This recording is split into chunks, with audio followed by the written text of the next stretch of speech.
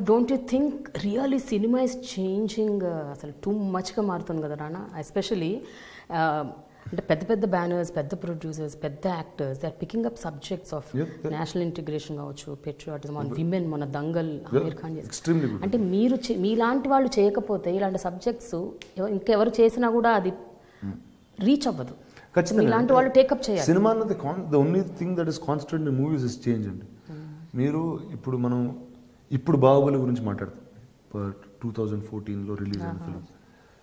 NT Ramarao గారి black and white history తీసుకుంటే the kind of war films that is done, the kind of takes on Mahabharata that is done, the kind of takes on Srikrishna that is done. ఆ సినిమాలు ఈరోజు చూసినా whether it's Mayabazar, Pathala Bhairavi, folklore అవనివ్వండి, anything, they were all very new genre films అండి. ఇప్పుడు విట్లాచార్య గారి సినిమాలు ఉన్నాయి, విత్ యానిమల్స్ ఈ made films. So they were all very new films అండి. అండ్ దాని తర్వాత ఒక హీరాతో ఆగిపోయినాయి. ఆగిపోయి చాలా రోజులు we were doing similar kinds of films. We were getting bigger and bigger in the commercial space. But ఆ ఆల్టర్నేటివ్ సినిమా అన్నది it was dying out because there were no other stars doing those. అలాంటి సినిమాలు చేయలేదు. Now everything is coming back together and I think lot of credit goes to the Hindi industry అండి for that, because they really taken that leap forward. ఇప్పుడు ఒక సల్మాన్ ఖాన్ లాంటి hero ఒక బజరంగి భాయిజాన్ అనే సినిమా చేయడం, లేకపోతే ఒక సుల్తాన్ అనే సినిమా చేయడం, ఆమీర్ ఖాన్ ఇప్పుడు the top stars in the country Dangal అనే సినిమా చేయడం. సో ఇట్స్ అంటే they give you that strength that saying వాళ్ళు they taking that step forward. ఇలాంటి సినిమాలు చేయడం and look at how the audience have taken those films. They made them the biggest hits in the country. Very simple. ఎందుకంటే auditorium కూడా కాన్స్టెంట్గా they want to be entertained with newer things. They want to weather it's being patriotic, whether it's being funny, whether it's anything, ఆ emotion అనేది ఫుల్గా కొత్తగా చూడాలనే experience. మీరు ప్రతిసారి థియేటర్కి వెళ్ళినప్పుడు నేను అలాంటి సినిమాని మళ్ళీ చూపిస్తే what is the fun in that for you? So that's why we do these things. కానీ Ghazi is one thing which I really నాకు చాలా ఎక్సైటింగ్ ఎలిమెంట్ నాకు ఏమనిపిస్తుంది అంటే ఈ సినిమా గురించి తెలుసుకున్నప్పుడు, కేకే మీనన్, అతుల్ కుల్కర్ని అండ్ ఓం పురి అంటే ముగ్గురు ఎంత గొప్ప వ్యక్తులు అసలు in their own fields. And Atul I think is a very good writer also, not wrong, బ్రహ్మాండంగా రాస్తారు ఆయన. వీళ్ళ ముగ్గురితో పాటు అమితాబ్ గారి వాయిస్ ఓవర్, అంటే so many elements have add. And మీ బాలీవుడ్ కనెక్ట్ అట్లుంది, like you can easily reach anybody. నేను ఒకటి మాత్రం నమ్ముతానండి, మనం ఒక కొత్త ప్రోడక్ట్ చేయడానికి ముందుకు వెళ్తుంటే if every one is taking a step back, అంటే కంఫర్ట్ జోన్ నుంచి బయటికి వెళ్ళి ఒక సినిమా చేస్తున్నాం అంటే అందరికి అర్థమవుతుంది ఇది రీజన్ ఎందుకు చేస్తున్నాం. ఇప్పుడు నేను ఒక రెగ్యులర్ నా కమర్షియల్ సినిమా తీసుకుని ఒక big action film, general commercial film తీసుకుని అమితాబ్ బచ్చన్ గారి దగ్గర అని చెప్పరు. I don't think I will be able to put actors like this together to do the film also. Today this film, it's picked up by Karan Johar, he's distributed, and Dharma and Anil Tadani.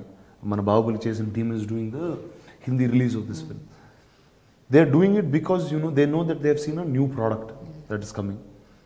And when everybody is out of their comfort zone, there will be many things that will help you to take that next leap. So I guess everything comes together for this strength.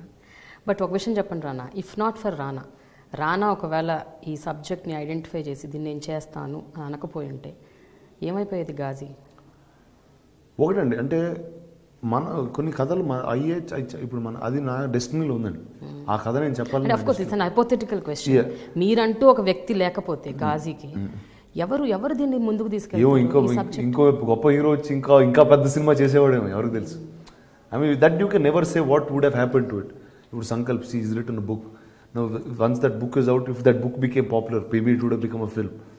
Maybe a short film would have been an international version. అని తెలియదు. But నా స్థాయిలో నేనేం చేయగలిగాను from liking the story, I push that bar. That's what I could do, which is in my strength. రానా, అమితాబ్ బచ్చన్ అసలు ఎలా ఒప్పించారు, ఏమని చెప్పారు? అవునంటే నేను ఫస్ట్ ఈ సినిమాలో వాయిస్ ఓవర్ ఉండింది ఫస్ట్ నుంచి కథలో ఉన్నప్పుడు. అంటే మనసులో ఆయన పేరు ఉంటుంది ఆబ్వియస్లీ, అంటే ఒక అద్భుతమైన వాయిస్ చెప్తే కరెక్ట్ ఉంటుంది. ఇది చెప్తారు లేదా ఇప్పుడు మనసులో ఉండొచ్చు, ఆయన చెప్పాలి కదా. అండ్ బాంబేలో అడిగినప్పుడు ఇప్పుడు చాలామంది చెప్పారు చెప్పరేమో, ఇప్పుడు ఇది అంత ఆయన సినిమా కాదు. అట్ ద సేమ్ టైం చాలామంది అడుగుతూ ఉంటారు, ఖచ్చితంగా అమితాబ్ బచ్చన్ గారు అంటే చాలామంది అడుగుతున్నట్టు. నేను సరే అనుకున్నా, సరే మ్యాక్సిమం చెప్తే ఏం చెప్తారు, నువ్వని చెప్తారు కదా, అంతే. వెళ్ళానండి. వెళ్ళి ఆ ప్రోమో చూపించిన వెంటనే ఆయన అడిగిన మొదటి మాట, ఈ సినిమాకి నేను చేయాలి సార్, నేను సార్ వాయిస్ ఓవర్ స్క్రిప్ట్ ఉందని అక్కడక్కడ అడిగారు. ఆ తేవడం చాలా తొందరగా జరిగిపోయింది, నెక్స్ట్ డే కల్లా అయిపోయింది. అండ్ ఆయన ఆ స్టేచర్లో ఉన్న వ్యక్తి చేయక్కర్లేదండి, ఏం చేయక్కర్లేదు. అంటే ఆయనకి నేను తిరిగి ఏం ఇవ్వలేను కూడా. ఇప్పుడు ఈ సినిమా ఆడితే ఏం చేయలేము మేము ఇక్కడ వేరే దట్ పొజిషన్. బట్ ఆయన అర్థం చేసుకుంది ఏంటంటే ఒక కొత్త సినిమా, ఒక కొత్త ప్రయోగం ఖచ్చితంగా చేశారు. అంటే ఇలాంటి కథ ఎప్పుడు ఎవరు చేయలేదు అండ్ ఇండియన్ సినిమాలో ఎప్పుడు చూడలేదు. ఒక సబ్మరీన్, ఒక ఇండియన్ నేవీ మీద ఒక వార్ ఫిల్మ్ అనేది ఫస్ట్ టైం ఇలా జరిగింది. And he just did that to lend us support and he liked the content of the film. It's not because of anything else. And so it just life became very easy for us after that. But Rana, all said and done, మీకు Bollywood connect చాలా బాగుంది. అంటే you are very very friendly with Karan Johar, Amitabh, Baahubali అప్పుడు కూడా. అంటే నేను పని చేశానండి, ఎవరు పని చేయలేదు అంతే. ఇప్పుడు ఎవరు సినిమా చేయలేదు. ఇప్పుడు మీరు అక్కడ సినిమా చేసి ఇప్పుడు ఇక్కడ వాళ్ళందరితో ఎందుకు ఫ్రెండ్స్ ఉంటారు, ఇక్కడ పని చేస్తారు కాబట్టి. నేను అక్కడ పని చేశాను. అంటే మీ తాతగారి నుంచి కూడా ఉంది అది. తాతగారికి ఇక్కడ మంచి మంచి ఫ్రెండ్స్ ఉన్నారు. ఎందుకంటే ఆయన కూడా అక్కడ పని చేశారు కదా. ఆయన దాదాపు 20 సినిమాలు తీశారు, 18-20 సినిమాలు తీశారు హిందీలో. నేను నా ఫస్ట్ సినిమా తెలుగులో అయితే నా రెండో సినిమా హిందీ అండి. నా లీడర్ అయిపోయిన వెంటనే దమ్మార్థం అనేది లీడర్ షూటింగ్ అయిపోయిన వెంటనే రిలీజ్ ముందు స్టార్ట్ చేశాను. సో అంటే I grew up in both these places an actor quite normally. And హైదరాబాద్లో పెరుగుతూ ఏమవుతుందంటే ఫస్ట్ ఆ సినిమా డిఫరెన్స్ ఉంటుందండి. ఇప్పుడు నేను చిన్నప్పుడు సినిమాలు, ఇప్పుడు చిరంజీవి గారి సినిమాలు అంత ఎక్సైటెడ్గా చూశాను, అమితాబ్ బచ్చన్ గారి సినిమాలో అంతే ఎక్సైటెడ్ చూశాను, లేకపోతే సల్మాన్ ఖాన్, షారూక్ ఖాన్ సినిమాలు కూడా అలానే చూశాను. సో ఇక్కడ నేను వచ్చింది మెడ్రాస్ నుంచి, తమిళ సినిమాలు కూడా అలానే చూసేవాడిని. సో అలా పెరగడంతో it's become a normal thing for me to be a part of it. And ఇప్పుడు నేను ఎంచుకున్న మార్గం కూడా ఐఎమ్ డూయింగ్ జానర్ ఫిల్మ్స్ అండి, I'm not doing regular mainstream stuff. So ఈ జానర్ సినిమాలతో చేస్తుంటే now the Hindi has an advantage over us because they will be many metros to watch it. ఇప్పుడు గాజీ అన్నది ఒత్తి తెలుగులో తీయాలంటే ఆ బడ్జెట్కి ఈ జానర్కి things will not coincide because సబ్బరీన్ అనే cinema it's limited as an auditorium. అందరికి అర్థం అవుద్దా, అర్థం కాదా, అందరు చూడాలనే ఇంట్రెస్ట్ ఉంటుందా, ఉండదా. They will be a lot of city people who like to watch the film, lot of the educated people who like to watch the film. వైజాగ్లో ఉన్న వాళ్ళకి చాలా, అంటే because it's their story, they will like to watch the film. Now ఓ సినిమాలో songs enjoy చేసేవాళ్ళు, comedy సినిమాలు నచ్చేవాళ్ళు కొంతమంది ఉంటారు, సాంగ్స్ నచ్చేవాళ్ళు కొంతమంది ఉంటారు. అలాంటి ఆడియన్స్కి there is nothing to really offer. There is patriotism, there is మీకు ఎడ్జ్ టు సీట్ థ్రిల్లర్ లాగా ఉంటుంది, ఇవన్నీ ఉంటాయి. సో నాకు తెలియకుండా ఒక పిజన్ హోల్ వచ్చేసింది అంటే ది ఆడిటోరియం. ఈ డిఫరెంట్ లాంగ్వేజెస్లో చేయడంతో అడ్వాంటేజ్ ఏంటంటే they will be many cities and many more places to do this. ఇప్పుడు హిందీలో మీకు చాలా సినిమాలు, జానర్ సినిమాలు వస్తాయి. ఇప్పుడు అమితాబ్ బచ్చన్ గారు దీపిక పీకో అనే సినిమా చేశారు, లేకపోతే నీర్జా అనే సినిమా అతుల్ కస్బే సోనం కపూర్తో చేశారు. So all these films though they are very small genres, అవి పెద్ద పెద్ద సక్సెస్ఫుల్ ఫిల్మ్స్ అయిపోయాయి. ఎందుకంటే సిటీస్లోనే చూశారు సినిమాలు అండ్ చాలా బాగా చూశారు. So that is the reason why చూడు నేను ఉండేది ఇక్కడే, సినిమా తీసింది ఇక్కడే, అంతా ఇక్కడే. But that's the advantage that is there అండి విత్ మల్టిపుల్ జానర్స్. అండ్ ఇలాంటి సినిమాలే ట్రావెల్ అవ్వగలుగుతాయి. If I'm doing a regular action film with 4-5 songs, I mean why would ఇప్పుడు హిందీ ఆడటం వాళ్ళకెందుకు ఆ సినిమా. So that's the reason I'm doing stuff all over. But Rana, మీ ఎక్స్పీరియన్స్ అంటే ఒక ప్రొడ్యూసర్గా, కో ప్రొడ్యూసర్గా, అలాగే ఈ మీ తాతగారు ప్రొడ్యూసర్, మీ నాన్నగారు ప్రొడ్యూసర్, ఈ ఎక్స్పీరియన్స్ కూడా మీకు హెల్ప్ చేసినట్టుంది. అంటే ఒక సినిమాని ఏ లెవెల్కి తీసుకెళ్ళాలి, ఏ స్థాయికి తీసుకెళ్ళాలి, ఎట్లా దాన్ని ప్రొజెక్ట్ చేయాలి, ఎవరో అందులో కలుపుకోవాలి. ఖచ్చితంగా అండి. అంటే ఇప్పుడు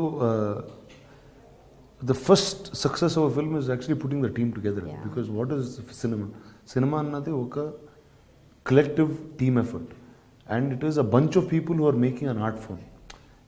ఒక పెయింటింగ్ ఉందనుకోండి, అది ఒక ఆర్టిస్ట్ చేసేది. ఒక ప్లే కానీ, ఒక సినిమా కానీ, these are all collective things. So ఆ కలెక్టివ్ వచ్చేటప్పుడు చాలామంది మంచి మైండ్ సెట్తో ఉంటాయి, ఆర్ సిమిలర్ మైండ్ సెట్తో ఉంటాయి.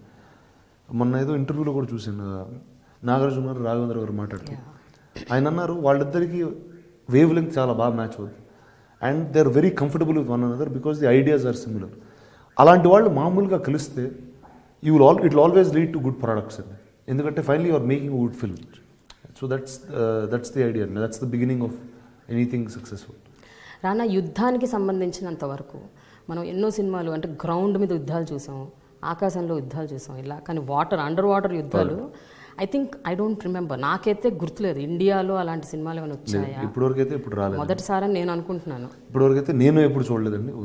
అంటే because that's what we're saying and nobody is ever said that there was another film. ఇప్పుడు రాలేదు.